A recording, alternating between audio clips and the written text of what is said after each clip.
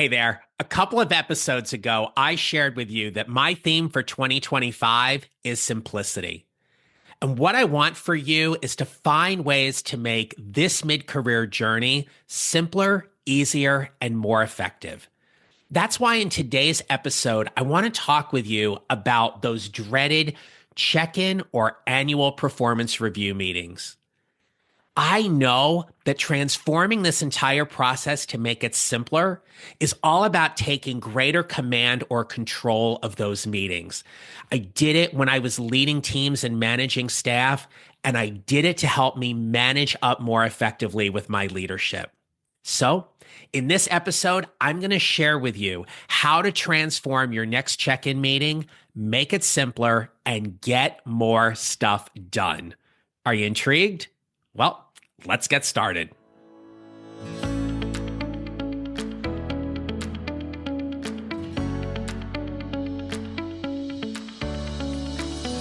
Hello, my friends.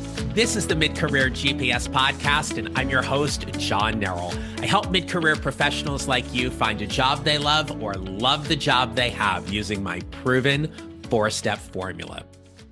This year, more than ever, if having career support and a community of people to support you in your career goals is one of the things you put on your bucket list for 2025, I'm here to help you with that.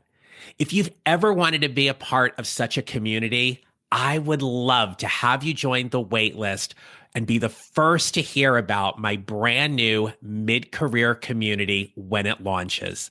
The easiest thing to do is go visit my website at johnnerrill.com. You can also check the show notes. And right there on the homepage, there's going to be a box for you to click a button to join the wait list. I will add you to that email list, and you will be the first to hear about updates on this community and when it launches. So all you have to do, again, go to my website, johnnerrill.com, or check the show notes for more details, and I'll see you inside.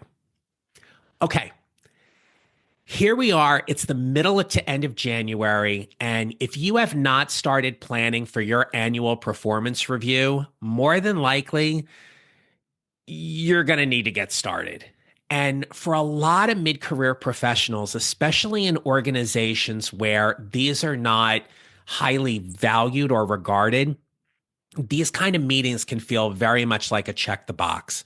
And I want to challenge you today to simply offer you, it doesn't have to be that way. If you truly own you are 100% responsible for your career, these are golden opportunities for you to take advantage of FaceTime, conversations, and partnership around whether or not your manager, supervisor, leader, whomever that may be, is really invested in your career success within that organization. So let's work backwards. Every organization needs to have a compliance procedure around performance reviews. These include setting goals, setting timelines, and what compliance for meeting those goals look like. From there, once that's established, you and your manager should create a plan for what those regular check-in meetings should look like to support those goals from what you've agreed upon in the annual performance meeting. But you and I both know what happens. People get busy, projects get overwhelming, people fall into bad habits, meetings get canceled, one or both parties lose interest in the entire process. And now you start hearing things like, oh, I know it's been a while since we checked in. I know we've really been busy.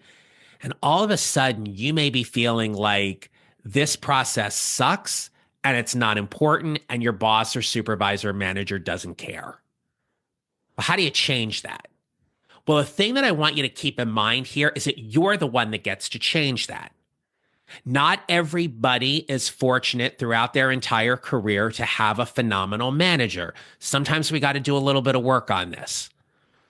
So if you're taking control here, what I want you to know is that it is your job or responsibility to keep your performance goals top of mind.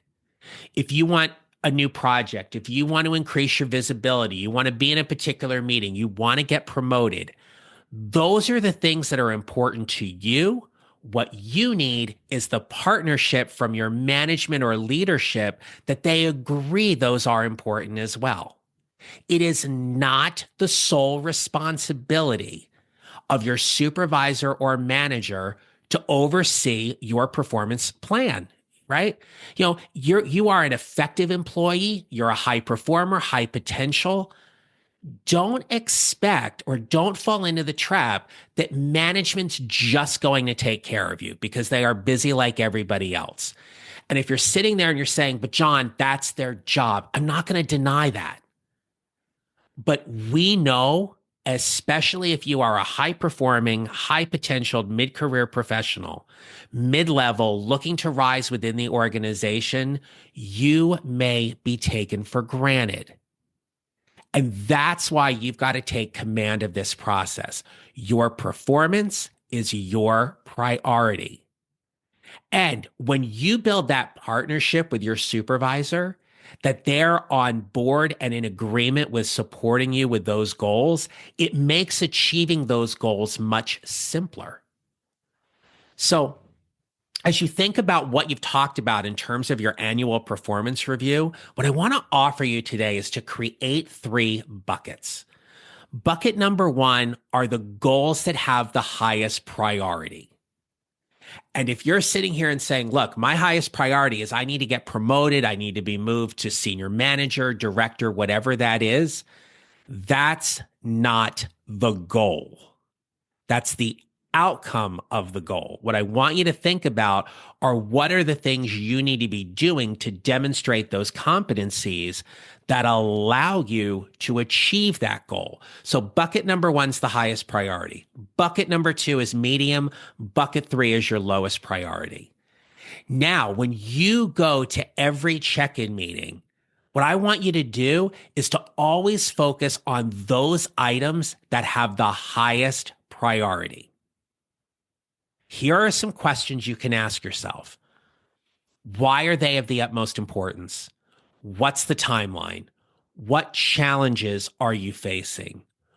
Who needs to support? And who needs to support you? What do you need? And then lastly, where does your supervisor need to be involved or informed? Let me say that one again.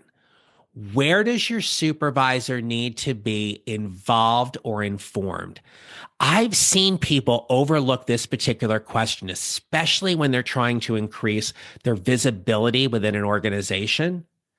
They will forget to say things like, oh, I was attending this meeting. I went to this department. We had this conversation. I was pulled in for this. And if the supervisor may not really know all those things that are going on because we know communication gets lost. That's why having these 3 buckets aligned to your goals, what's the highest priority, medium, and lowest priority, allows you to take command of that agenda in the check-in meeting and say, look, here's the progress. Here's what I'm working toward. Okay. Once you've looked at the highest priority, you can then move to the medium ones. When you think about those medium priority goals, how much attention is it getting? Where are the roadblocks? What do you need? And then if time during that check-in meeting, you can go and address the ones that are of the lowest priority. But here's the pitfall. And if you're multitasking or whatever, come back to me for a second here, because I really want you to focus in on this. The pitfall is that oftentimes we as human beings do not like to be uncomfortable. We will gravitate toward the things that are most comfortable for us. And so where I see this happen in check-in meetings, especially when I was doing this with my teams, was that they would talk about the things they felt most confident about or that they did because they wanted to come into the meeting and showcase how well they were doing with something, when in all actuality, it was keeping them stagnant. And when I would push or press or inquire about, hey, well, what about this particular goal? Well, I haven't gotten to it. Why not? Well, I've been really busy with stuff. What does busy mean? What's taken up your time? Do we need to allocate resources differently? How important is this to you? Right? And the more I started doing this with my teams over the years, where I also saw the transformation for me was it let me have very different conversations with my leadership. That when I would sit and go for my performance review or I would go in for a check-in meeting, that I came ready and prepared with an agenda, with action items, with talking points. So much so that it was my check-in meeting. That's the thing. This is your check-in meeting. You should be the one essentially running it. Your supervisor is there to simply facilitate the process. But so oftentimes when I work with people and I talk to mid-career professionals where they're frustrated, they're being overlooked, they're not getting promoted, they're missing out on opportunities. When I ask them this question, they don't have a great answer because they're depending too much on their supervisor to take care of them. That's why in this entire process, you have to be mindful about what you are giving attention to and what you avoid. Yeah, think about what you're avoiding. Oftentimes, there's the answer to the solution to whatever challenge or problem you're facing. What do you need? What do you need right now to ensure or give you the greatest chance of success in achieving whatever goals you have set within that performance meeting, that check-in meeting? I want to be clear, this is very different than a performance improvement plan.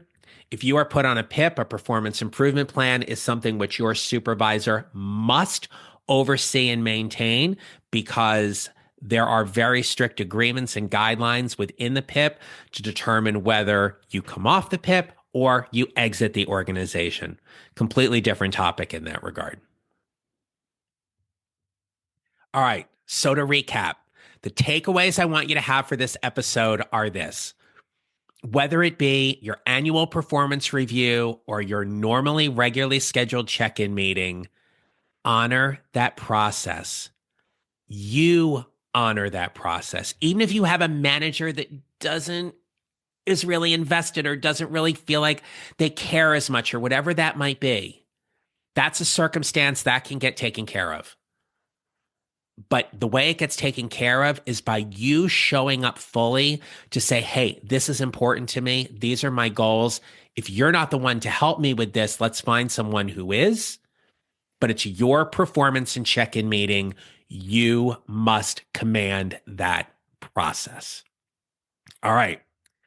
These are some of the exciting things that I'm looking forward to in my brand new mid-career GPS community. I don't even know if that's what's going to be the name of it is, but we're still figuring that all out. But things are coming together and they're coming together really quickly. So if you want to be the first to hear about how to get community membership support for like-minded, highly driven, highly motivated, mid-career rising leaders like yourself, who are either in a state of career transition or they're looking to level up within their organization or they're looking to find a job simply that they can find one that they love, this community is your place. And so the way to get on that wait list again is go to my website at johnneral.com, JOHNNERAL.com. Sign up for the wait list. You will get information soon. And I'm excited to get this thing launched in the next couple of weeks. So until then, my friends, remember this. You will build your mid-career GPS 1 mile or 1 step at a time, and how you show up matters. Make it a great rest of your day. Thank you for listening to the Mid-Career GPS podcast. Make sure to follow on your favorite listening platform. And if you have a moment, I'd love to hear your comments on Apple Podcasts. Visit johnneral.com for more information about how I can help you build your mid-career GPS or how I can help you and your organization with your next workshop or public speaking event. Don't forget to connect with me on LinkedIn and follow me on social at John Neral Coaching. I look forward to being back with you next week. Until then, take care, and remember, how we show up matters.